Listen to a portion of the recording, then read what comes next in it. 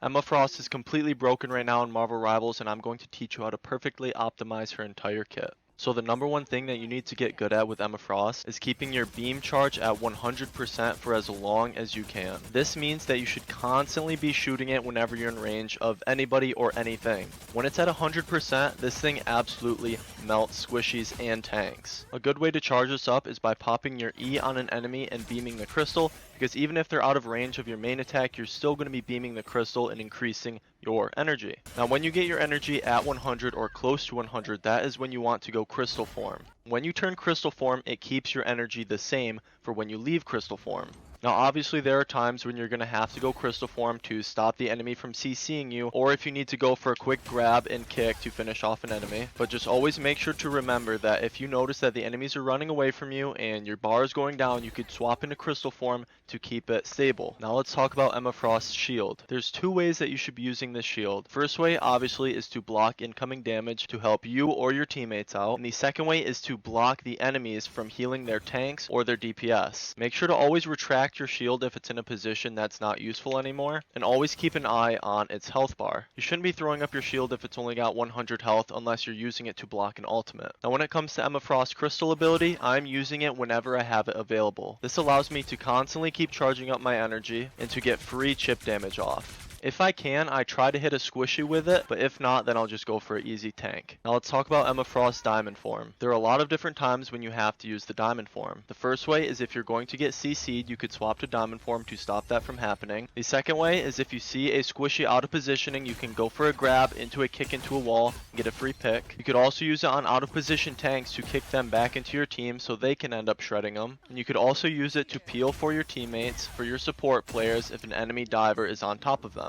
Her diamond form is what makes her OP, so make sure you get good at swapping to it during the right scenario. You do not want to be wasting this ability. And finally, we could talk about her ultimate. Never use this ultimate if the enemy tank, who is a shield player, is standing in front of you, because they will hold up your shield and make your ultimate useless. Besides that, it's pretty hard to mess up this ultimate. You could use it to drag the enemy opponents into your teammate's ultimate, or even off of the edge or off of the point. Thanks for watching, follow for more.